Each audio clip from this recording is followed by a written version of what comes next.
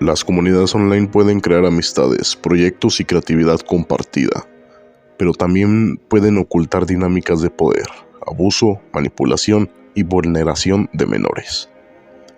El caso de Summer Lightflare, antiguo referente dentro de la comunidad hispana de Planta vs Zombies, no es solo una polémica, es una historia marcada por testimonios múltiples, coincidencias inquietantes y personas que, tras años en silencio, decidieron hablar.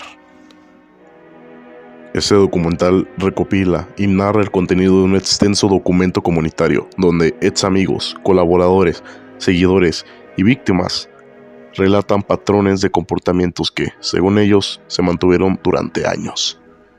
No se trata de odio, se trata de memoria, prevención y responsabilidad comunitaria.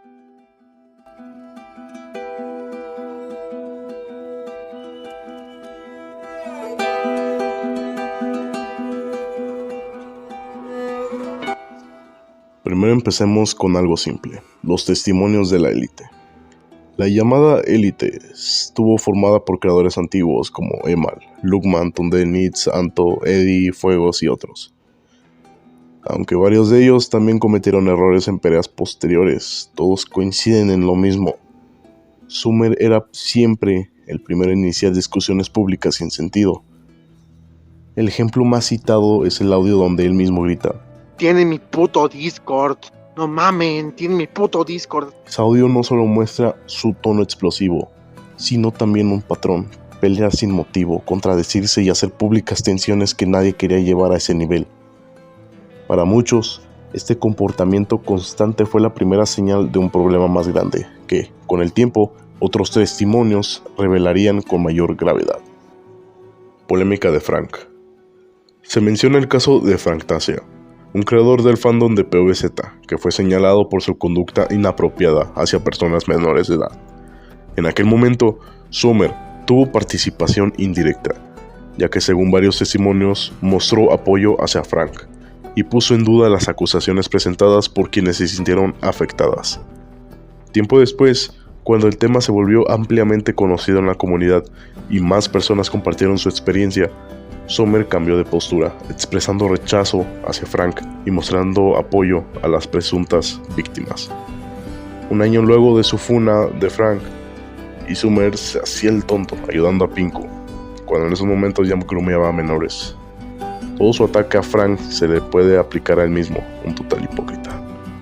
A partir de aquí estaremos hablando de los testimonios que se compartieron con nosotros en el documento que nos compartió la cuenta de Yesan Out of Context. El link estará abajo en la descripción por si quieres darle una leída.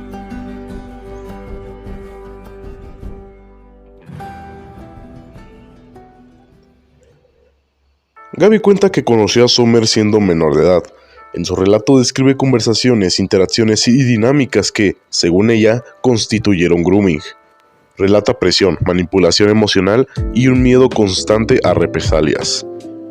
Asegura que se la amenazó con exponer información si hablaba, que se sintió atrapada, vigilada, controlada emocionalmente, que su salud mental cayó, que tuvo ataques de ansiedad y que terminó en terapia.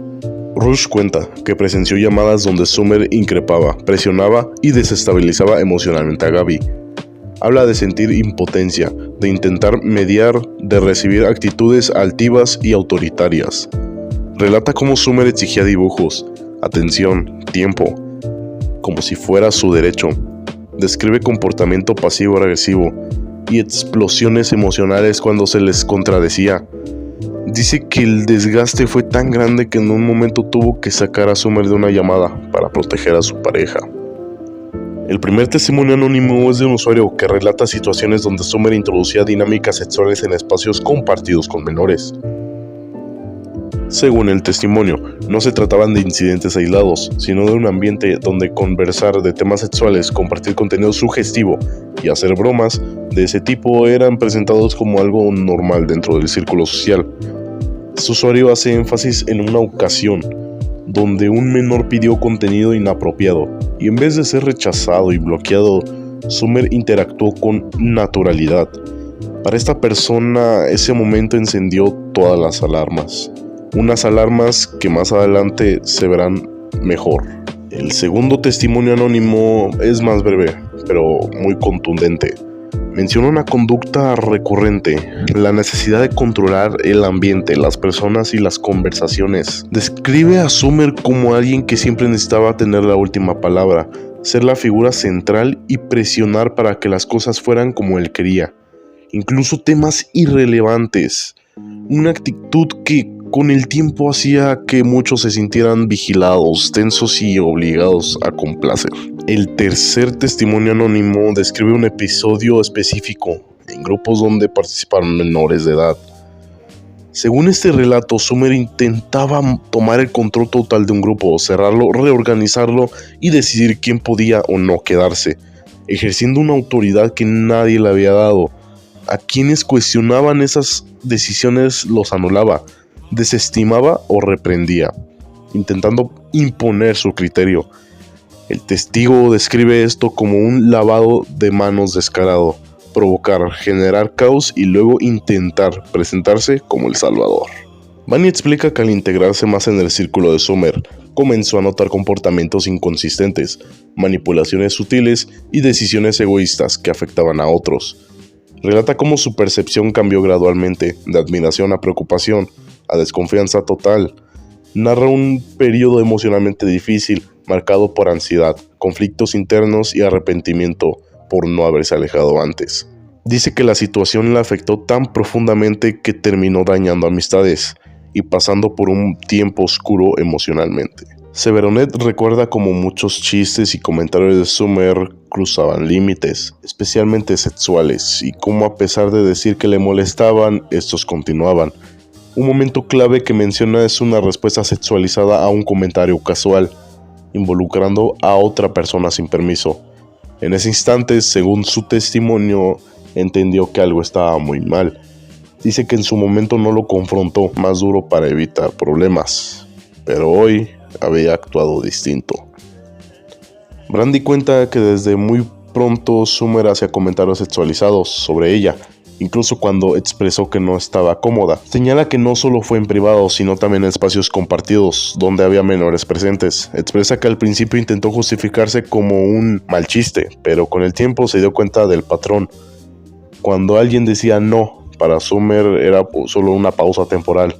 También menciona que una de sus primeras interacciones con él fue desde su cuenta NSFW, poco después de cumplir 18, lo cual le pareció una coincidencia demasiado calculada. Este testimonio coincide con el de Gaby, aportando detalles emocionales, sentir vigilancia, miedo a hablar, amenaza implícita y la sensación de haber sido usada. Describe años de temor, inseguridad y trauma emocional. Arrastrado por mucho tiempo, habla de crecer con miedo a ser expuesta y de la sensación de que su desarrollo personal fue frenado por una relación desequilibrada. Gary cuenta que en su caso no sufrió abuso directo, pero sí vivió el conflicto emocional de haber considerado a Summer un amigo, defenderlo en el pasado y luego darse cuenta de que estaba equivocado.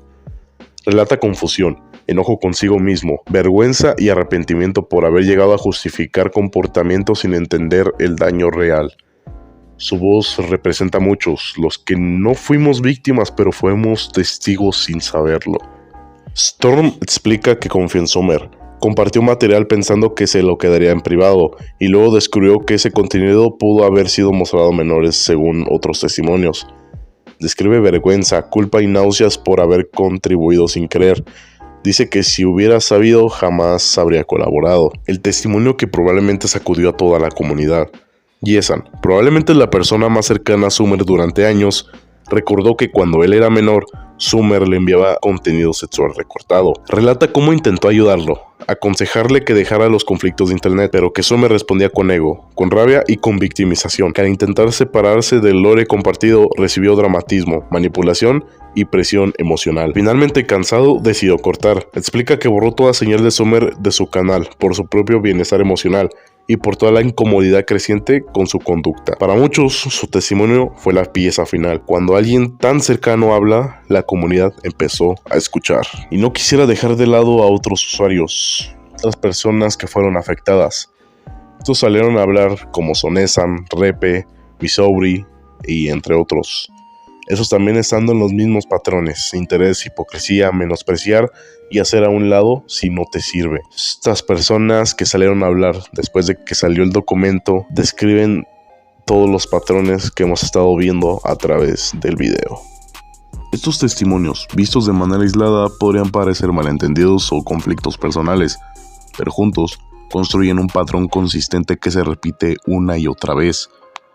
El documento no muestra a alguien que cometió un error puntual, sino a una persona que, según los relatos, desarrolló un comportamiento reiterativo basado en control emocional, sexualización inapropiada en espacios juveniles, búsqueda constante de atención, necesidad de validar autoridad social, encanto inicial, manipulación posterior y la normalización del daño. Lo más inquietante es que muchas víctimas o afectados narran el mismo camino emocional, de la admiración a la confianza a la incomodidad, de la incomodidad al miedo, del miedo al desgaste, del desgaste a la ruptura, de la ruptura al silencio, por último, del silencio a la revelación. Ese ciclo no es casualidad, no es coincidencia, es estructura.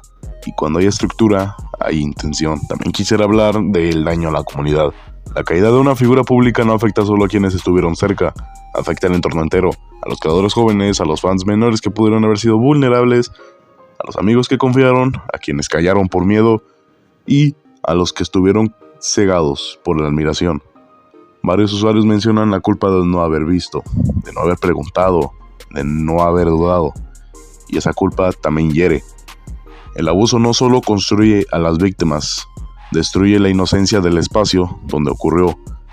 Cuando una comunidad juvenil se obliga a enfrentar la oscuridad de uno de sus propios referentes, pierde algo, confianza, pero también gana algo, conciencia. Summer intentó adelantarse, publicando su propia exposición antes de que el documento saliera.